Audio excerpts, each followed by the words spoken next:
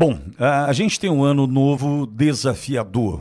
Entretanto, no sábado, numa conversa rápida com o presidente Bolsonaro, aliás, eu estava ao lado de um querido, acabei de falar para o João dele, estava ao lado de Gustavo Segré e o Roberto Mota, enfim, meu amigo Gustavo Jarussi, estávamos todos juntos e numa conversa rápida com o presidente Bolsonaro no sábado, Bolsonaro ele está alimentando uma esperança e que deve ser a nossa a partir do dia 20 de janeiro.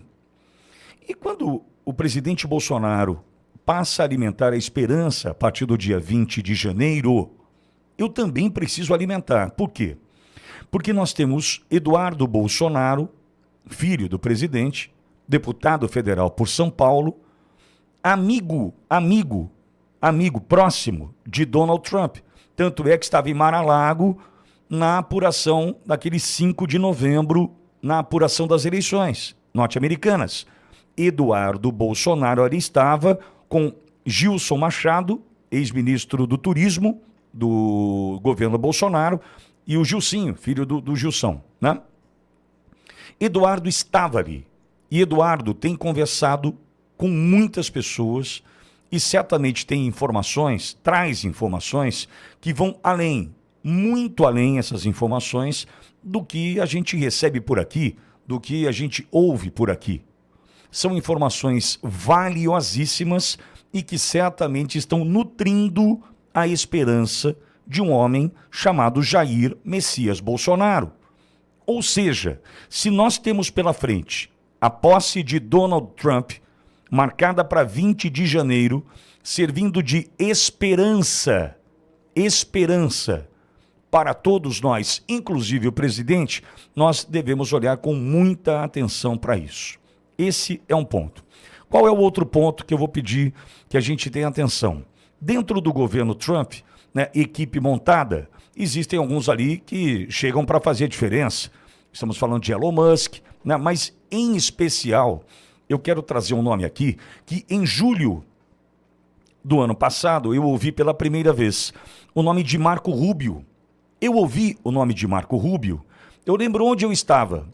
De frente onde eu moro tem uma farmácia. Eu estava estacionado na farmácia, quando tocou meu telefone, era o senador Marcos Duval. O Marcos Duval falou: Pittoli, tenho esperança num nome. Naquele momento, em julho, eu não sei se ele será vice-presidente, candidato a vice, e aí emplacaram J.D. Vance, ou secretário de Estado. O nome dele é Marco Rubio. Eu falei, tá, aí me explica quem é Marco Rubio, Duval. Primeiro, amigo do Duval. Tanto é que, em julho, Marcos Duval tinha essa informação sobre Marco Rubio. E o que deixou claro para mim o senador Marcos Duval naquele momento: Pittoli, prefiro Marco Rubio como secretário de Estado, que faz a mesma função do ministro das Relações Exteriores do Brasil, que é o Mauro Viana, que é um dois de paus, que quem manda ali hoje é o Celso Amorim, todo mundo sabe disso. Porque o Marco Rubio, ele detesta o Nicolás Maduro, ele detesta o Lula, e essa turminha que está. Porque ele vem de Cuba, ele sabe o que a ditadura, o comunismo, ele sabe o resultado disso que aí está. E então, em julho do ano passado, o Duval mandou essa para mim. Aliás, eu preciso ouvir o Duval aqui por esses dias. Não é que deu certo? Marco Rubio é o secretário de Estado escolhido pelo Trump. E é aí que as coisas podem começar, de fato, a mudar para o Brasil. Precisamos alimentar a esperança? Sim. Entretanto, da mesma forma que a chinesinha dos pratos, né? Lembra dos pratinhos, dos joguinhos? Tinha um videogame, na época, um joguinho de videogame, João, que a gente tinha que fazer ali o papel da chinesinha equilibrando os pratos, né? Corria ali, equilibrava lá, e parava aquele lá, corre lá, tal. No Brasil, múltiplas pautas. E a gente não pode, por exemplo, esquecer da anistia. Nós temos algumas anistias pela frente. Nós temos a anistia dos presos do 8 de janeiro, nós temos a anistia de Daniel Silveira, nós temos a anistia do presidente Bolsonaro para poder disputar a eleição. Só que eu vou me ater à anistia do presidente Bolsonaro e para tratar de um ponto que é foi a conversa inicial que tivemos com relação à contagem pública dos votos. Por quê? Pelo seguinte motivo. Nós precisamos, e aí é um papel nosso, primeiro entender o seguinte. E aí eu estou deixando muito claro o que pensa o Pitoli. O Pitoli. Se alguém vier com conversinha de outra opção para 2026, que não seja o Bolsonaro, para mim está fora. Mas talvez é o Tarcísio com o Zema. Esquece, não tem Tarcísio e Zema. Esquece. A opção para 2026 se chama Jair Bolsonaro. Não há possibilidade de construção de nova liderança. Não há essa possibilidade. É claro, o Kassab quer o Tarcísio. O Kassab quer o Tarcísio. Só que esquece. E vier com essa historinha de, olha, mas a gente tem que pensar. Quem sabe pode ser o... Não, esquece. O Pitoli, nesse ponto eu sou turrão, eu sou intransigente e sou chato pra boné. Sou muito chato. Nesse ponto, nós vamos de Bolsonaro e ponto final. Qual a segunda opção? Bolsonaro. E a terceira opção? Bolsonaro. Esquece. E com detalhe, nós vamos precisar fortalecer o nome do presidente Bolsonaro ao longo de 2025 e, sem dúvida alguma, ao longo de 2026, para quê? Para que aconteça aqui o que aconteceu nos Estados Unidos, do ponto de vista de uma vitória incontestável. Incontestável. E vou dizer para você, fazendo uma análise rápida, se isso pode acontecer ou não. Veja, Deus ele é tão misericordioso, ou seja, ele consegue chegar aqui diante de nós, olhando a miséria do nosso coração, a miséria, misericordioso, né? Olhando essa miséria e falando assim, olha, eu deixei essa turminha aí voltar desse jeito para de uma vez por todas mostrar para o Brasil e o mundo que essa esquerda suja e falida que aí está não é o caminho. E o que está acontecendo hoje, nesse movimento da economia brasileira, vai mostrar, inclusive para aquele que depende do Bolsa Família, do Bolsa não sei o que, Bolsa Vale não sei o que lá, que esta esquerda que está aí, ultrapassada, deve ser enterrada de uma vez por todas.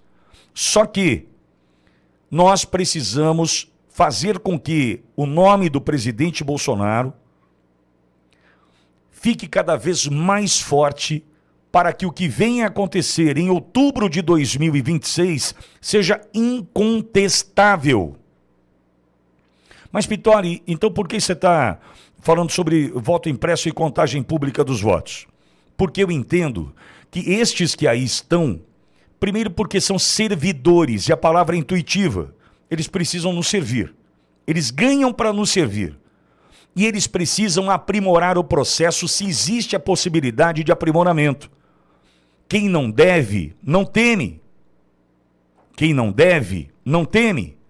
E se existe a possibilidade de dar um passo à frente e transformar o Brasil numa Venezuela, quando o assunto é o processo eleitoral, quando o assunto é a impressão do voto e a contagem pública dos votos, eles têm a obrigação de fazer.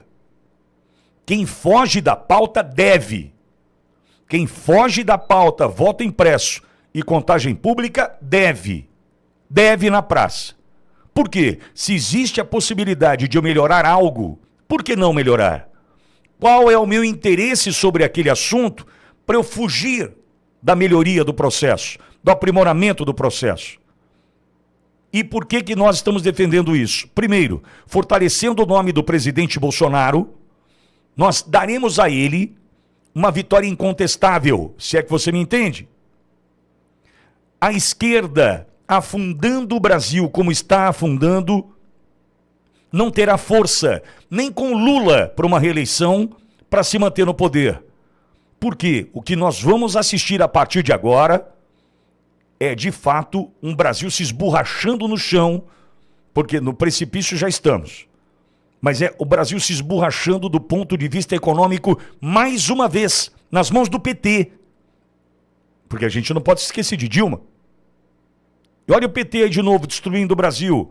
Só destruindo o Brasil, porque os caras estão super bem, obrigado. Ou você acha que eles não estão no clima de fim de feira? Pega o que dá aí, põe no bolso, porque já já a gente vai embora. Então, amigo, nós temos muita coisa pela frente, mas muita coisa pela frente. É por isso que entendo que é um ano muito importante para nós. Aguardando o 20 de janeiro, as decisões de Trump e Marco Rubio, fortalecimento do nome do presidente Bolsonaro para essa disputa que vem, pedir para que deputados e senadores acelerem até outubro, que tem aquela questão da anualidade, tem que ser um ano antes, do PL 943 de 2022, de relatoria, né, do deputado do Mato Grosso. Pô, me foge o nome dele agora. Bom, enfim, nós precisamos defender várias pautas. Várias pautas. Agora, e se não tiver o voto impresso e a contagem pública? Fortalecer ainda mais o presidente Bolsonaro, para que a vitória seja incontestável. Mas e se o Bolsonaro não tiver anistia? Eu não consigo duvidar disso. Nós só vamos precisar estar atentos no seguinte ponto, com relação ainda à eleição de 2026. Para finalizar meu comentário. Qual a ideia? A ideia é, deixa Bolsonaro elegível, Lula ganha de novo e a gente enterra de uma vez por todas a direita no Brasil. Essa é a ideia dos caras. Essa é a ideia dos caras. É por isso que nós temos que lutar para ver um Bolsonaro cada vez mais forte, para que o Nordeste, em especial a região Nordeste, entenda o que está acontecendo. Entenda que não dá para depender de uma esquerda que dá com uma mão e tira com as outras 8 mãos. Porque não adianta eu dar um Bolsa Família de 600, com o dólar a 7, com os juros a 15, e achando que eu estou fazendo um ótimo negócio. Porque o 600 que eu estou dando aqui já não compra a mesma coisa. Mas vamos lá. Nós precisamos, de fato, fazer com que tudo isso aconteça ao longo dessa jornada que temos pela frente, para então, em 2026, termos o Brasil de volta. Para isso, energia, estratégia, não parar, não retroceder, não precipitar, todas as dicas dadas por Olavo de Carvalho, dentre outros, para a gente poder, seguir adiante. E a gente vai precisar de você. Discurso como esse aqui, fala como essa aqui, posicionamento como o da Auriverde, vai ficar cada vez mais raro. Esse posicionamento aqui vai ficar cada vez mais raro. Porque ao assumir que, para mim, Pitoli, Bolsonaro é a única alternativa para 2026, a pancada vem para o meu lado. A pancada vem para mim. Porque o que todo mundo quer, assim, olha, não sei, mas se não for o Bolsonaro, pode ser o Tarcísio com o Zema. Sabe? Amigo, não tem. Não, mas pode ser, amigo, não tem. Então, muita atenção com relação ao que você vai defender e atenção ao que você vai assistir. Porque esse posicionamento da Auriverde vai custar para nós, como já está custando a questão do voto impresso. Pois não, João? Olha, só para eu complementar essa sua fala a respeito de 2026, ontem o prefeito de São Paulo, Ricardo Nunes, disse que o Brasil estaria voando. Aliás, o Brasil voltaria a voar caso Tarcísio fosse presidente do país. É uma sinalização política também. Claro que é. Mas veja, o Nunes era uma questão de tempo para dar uma cravada de faca nas costas do Bolsonaro, né? Era uma questão de tempo. Pronto, já deu ontem lá, dizendo assim, é Tarcísio. É nesse que a gente não tem que acreditar. Não no Tarcísio, mas numa fala como a do Nunes.